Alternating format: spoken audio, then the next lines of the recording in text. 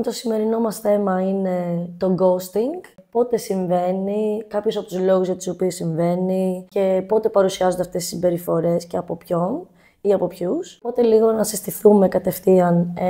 Θα ήθελα να ξεκινήσω με σένα. Είμαι η Τίνα Δημοπούλου, είμαι ψυχολόγος, ειδικευμένη στη γνωστική συμπεριφορική θεραπεία και με έτσι περαιτέρω εξειδίκευση στην παιδοψυχολογία. Πολύ ωραία. Και εγώ είμαι η Αντιγόνη Γκρίζη και εγώ ψυχολόγος, χοροθεραπεύτρια και εκπαιδευόμενη στη συνθετική ψυχοθεραπεία. Πολύ ωραία. Ας ξεκινήσουμε λοιπόν έτσι με το τι είναι το ghosting. Και είναι έτσι τώρα μία λέξη που έρχεται πολύ συχνά και στις ατομικές συνεδρίες, αλλά και έτσι υπάρχει παντού και διαδικτυακά και ακούγεται καθημερινώς. Έτσι, το ghosting με απλά λόγια θα μπορούσαμε να πούμε ότι είναι η διακοπή οποιαδήποτε σχέση, είτε ερωτικής, είτε φιλικής, ακόμα και έτσι οικογενειακής, που το βασικό χαρακτηριστικό της είναι ότι είναι απότομη. Ναι. Το άτομο δεν την περιμένει. Είναι το απροσδόκητο. Είναι απρόβλεπτη και δεν δίνεται καμία εξήγηση. Okay. Πολύ σημαντικό, ωραία. Συναντήσεις εσύ έτσι, θεραπευόμενους, θεραπευόμενες, οι οποίες έρχονται με αυτό το ερώτημα, ότι τι συμβαίνει τώρα, τι έχει συμβεί. Αρκετά άτομα το τελευταίο διάστημα, αρκετά πρόσφατα. Πάντα το συνδυάζω για κάποιο λόγο και να μου πεις και εσύ τι πιστεύεις, κάπως και με τους τύπους προσκόλλησης που είναι φυσικά, που μπορεί να προέρχεται από κάποιο τύπο προσκόλλησης που έχει ένα άτομο με ένα άλλο, δηλαδή το πώς συνδέονται, το πώς επικοινωνούν, αν υπάρχει ένα μοτίβο στην επικοινωνία, ότι πάντα ο ένας από τους δύο είναι πιο απότομος, πιο αποφευκτικός, οπότε εκεί έρχεται και το πώς προσκολούνται αυτά τα δύο άτομα, αν ο ένας είναι αποφευκτικός και ο άλλος αγχώδης και ο ένας κυνηγάει τον άλλον, έτσι για λήψη περισσότερο ενδιαφέροντος ή πληροφοριών, οπότε θα ήθελα τη γνώμη σου πάνω σε αυτό. Είναι σημαντικό αυτό που λες, γιατί προφανώς για να αξιολογήσουμε το τέλος μία σχέση, οποιασδήποτε σχέση με αυτόν τον τρόπο, πρέπει να δούμε τι σχέση ήταν. Ακριβώς. Πώς ήταν αυτή η σχέση. Ήταν μια ισότιμη σχέση, ήταν μια αμοιβαία σχέση, υπήρχαν κάποια χαρακτηριστικά και από πριν. Δηλαδή ότι έτσι κάποιος μπορεί και πάλι λίγο να εξαφανιζόταν όταν είχε κάποιο θέμα. Οπότε προφανώς αυτό διαφέρει. Αυτό που συνήθως δεν διαφέρει είναι το πώς αισθανόμαστε όταν κάτι τέτοιο μας συμβαίνει. Τι συναισθήματα έτσι αρχίζουν να έρχονται. Ναι. Έτσι, συχνά αναφέρεται ας πούμε η απόρριψη. Ότι αυτή τη στιγμή κάποιος με απορρίπτει, δεν μου δίνει καν την ευκαιρία μιας εξήγησης. Όντως. Έτσι. Όντως. Άλλο ένα συναίσθημα θα μπορούσε να ήταν ότι το άτομο ματαιώθηκε ή ότι υπήρχαν πολύ υψηλές προσδοκίες οι οποίες κατέρευσαν μέσω αυτής της συμπεριφοράς του ghosting. Είτε μεγάλη απογοήτευση ή πολύ μεγάλη θλίψη ή συμπτώματα θλίψης τέλος πάντων που κρατάνε για αρκετές μέρες, ίσως και εβδομάδες. Άρα τα συναισθήματα είναι η απογοήτευση και η θλίψη λόγω έτσι, της ματαίωσης και των προσδοκιών. Ναι. Όπως και ένα έτσι δυσάρεστο συναίσθημα είναι και ο θυμός. Ναι, βέβαια. Τη θυμώνεις με το άλλο άτομο. Βέβαια. Έτσι, γιατί δεν μπορείς να επικοινωνήσεις μαζί του. Εννοείται. Δεν έχεις κάποια εξήγηση. Φτάνει κανείς στο κομμάτι της αποδοχής. Αρχικά να καταλάβει ότι ναι, αυτό μου συνέβη, ονομάζεται ghosting. Πάμε να δούμε από εδώ και πέρα έτσι, πώς το ερμηνεύουμε, πώς έτσι το διαχειριζόμαστε, πώς το αξιολογούμε, τι σημαίνει αυτό, έτσι. Ναι, βέβαια. Με τι θα ήθελες να ξεκινήσουμε, με το πώς το διαχειριζόμαστε ή το πώς το ερμηνεύει το άτομο? Νομίζω καλύτερα είναι πρώτα η ερμηνεία. Είναι πιο λογικό στάδιο, ότι πρώτα προσπαθούμε να το ερμηνεύσουμε για να καταλάβουμε τι έχουμε να διαχειριστούμε. Τι είναι αυτό που έχουμε να διαχειριστούμε. Σίγουρα έχουμε να διαχειριστούμε πρώτα την απώλεια της σχέσης ή την απώλεια της επαφής, της επικοινωνίας, της σύνδεσης με το άλλο άτομο που μπορεί να ήταν συχνή, είτε και καθημερινή, είτε και όχι, αλλά τουλάχιστον συχνή.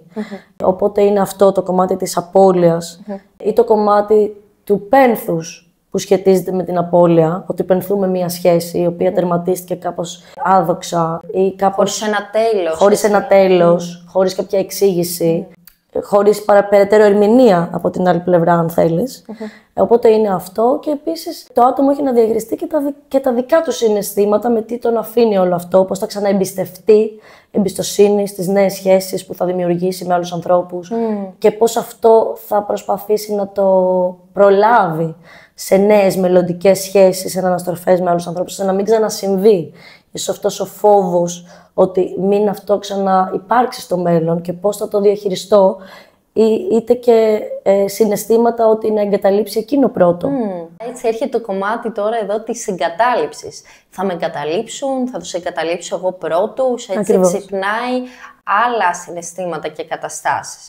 Αλλά νομίζω ένα βασικό ερώτημα, για να το πιάσουμε από κάπου να ξεκινήσουμε, είναι το γιατί. Γιατί μου συμβαίνει αυτό το πράγμα. Γιατί σε μένα, τι πάει να πει. Θα ήθελα να μου πεις περισσότερο όμως γι' αυτό, γιατί σε μένα, τι πιστεύεις ότι βρίσκεται πίσω από αυτό συνήθως, το γιατί.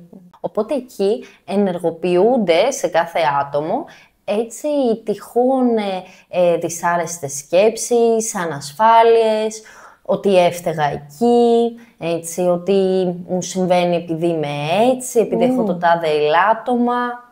Αλλά το σημαντικό σε αυτό το κομμάτι είναι πρώτα να αξιολογήσουμε τη σχέση. Τι σήμαινε για μας, πόσο σημαντική ήτανε.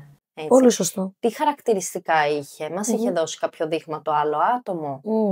Σημάδια δηλαδή. Είναι σημαντικό και μία αυτοαξιολόγηση. Πήγε κάτι στραβά, μήπως μας είχε δώσει κάποια σημάδια και δεν το είχαμε αντιληφθεί.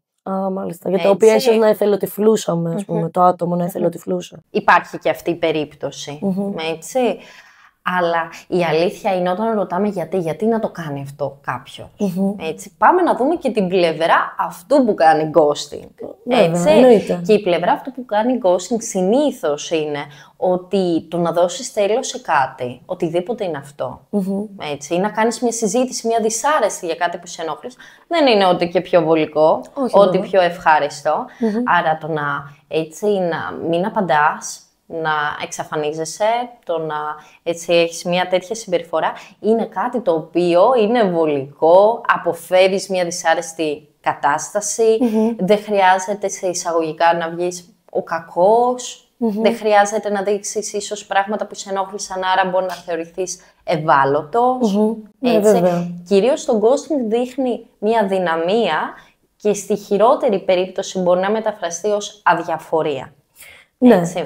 Βέβαια υπάρχει και η άλλη πλευρά που σκέφτομαι τώρα, που ίσως να είναι το ghosting ως μια μορφή κακοποίησης υπό το πρίσμα της εξουσίας πάνω στο άλλο άτομο, ότι δεν απαντώ, άρα έχω ένα αίσθημα υπεροχής, έχω ένα αίσθημα δύναμης πάνω στον άλλον, ελέγχου, θα ήθελα να με κυνηγήσει ίσως, ή το κάνω για να υπάρξει μια αντίδραση, να προκληθεί μια αντίδραση από το άλλο άτομο, που είτε είναι πάρα πολύ εναντιωματική, είτε επιθετική, είτε να είναι ένα ξεκίνημα κυνηγητού ίσως, έτσι, συναισθηματικού είτε επικοινωνιακού, όπως θέλεις. Άρα το ερμηνεύεις. Κάνεις την προσοχή εννοείς, έτσι, και ότι υπάρχει κάποια στρατηγική από πίσω, δεν είναι μόνο η αποφυγή σε κάποιους ανθρώπους.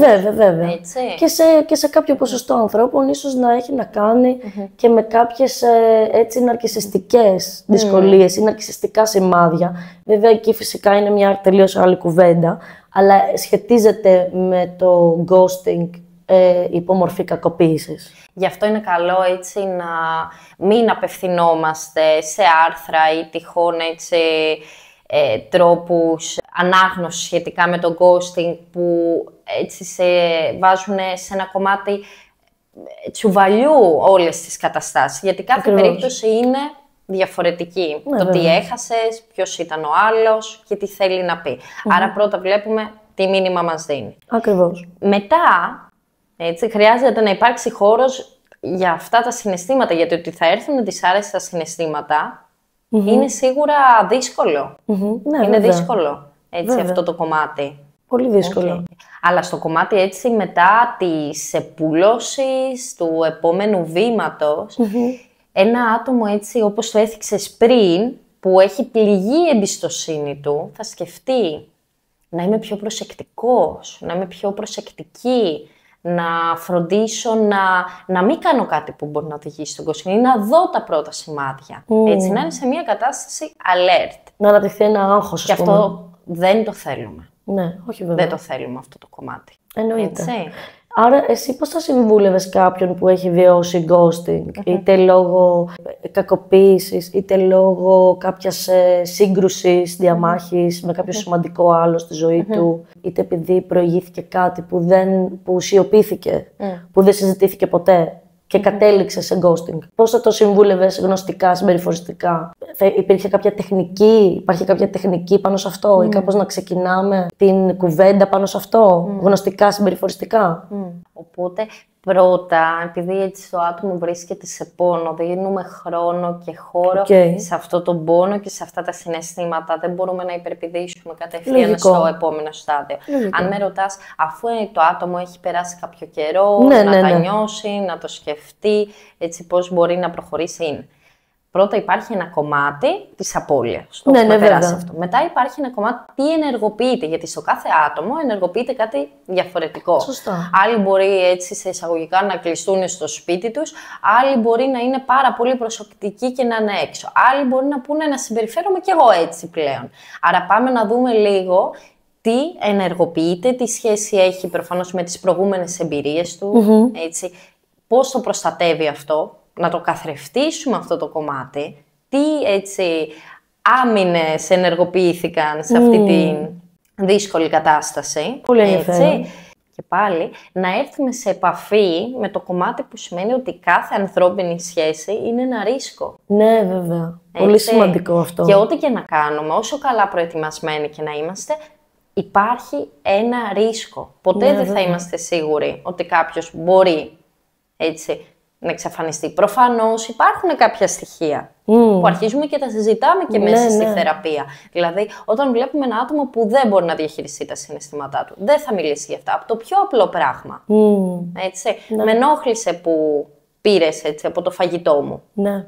Άρα, έτσι, αν ρώταγε κανείς, πέρα από το θεραπευτικό κομμάτι, έτσι, ένα πιο πρακτικό κομμάτι, ένα δείγμα, ποτέ σιγουριά, ένα δείγμα είναι όταν έτσι σε τυχόν ενοχλήσει τσακωμούς το άτομο δεν μπορεί να επικοινωνήσει. Ναι, να τα απεξέλθει.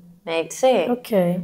Αποσύρεται. Πολύ σημαντικό. Αποσύρεται αυτό το άτομο. Να παρατηρηθεί αυτό και το μοτίβο. Είναι δύσκολο να δημιουργήσει μια μακροχρόνια ουσιώδη σχέση με ένα άτομο το οποίο έχει τέτοιες συμπεριφορές. Πάρα πολύ ενδιαφέρον. Το μόνο τελευταίο που θα ήθελα να πω εγώ είναι ότι αυτό θα μπορούσε να συνδυαστεί χωροθεραπευτικά και έτσι φτιάχνει μια συνθετική προσέγγιση, αυτή η τεχνική, με το καθρέφτισμα στη θεραπεία κινητικά. Δηλαδή ο ένας κάνει μια κίνηση σαν σύνδεση και ο άλλος αποφεύγει τη σύνδεση, κάνει το ακριβώς αντίθετο. Πολύ και έτσι ωραία. εκεί το άτομο μπορεί να παρατηρήσει και σωματικά πώς αυτό το κάνει να νιώθει και στο σώμα του, αλλά και πνευματικά και συναισθηματικά. Και γνωστικά φυσικά και μετά να υπάρξει κάποια ζωγραφιά γι' αυτό, ώστε να παρατηρηθούν και κάποια πράγματα πιο συμβολικά. Έτσι μια πιο συνθετική ματιά στο θέμα που θα μπορούσε ίσως να βοηθήσει. Πολύ ωραία οπτική. Ελπίζω να έτσι κάποιος να βοηθήθηκε και να άκουσε κάτι έτσι το οποίο είναι χρήσιμο έτσι μέσα από αυτή την και εγώ το ίδιο. συνομιλία. Και εγώ το ίδιο. Ευχαριστώ πολύ. Ευχαριστώ.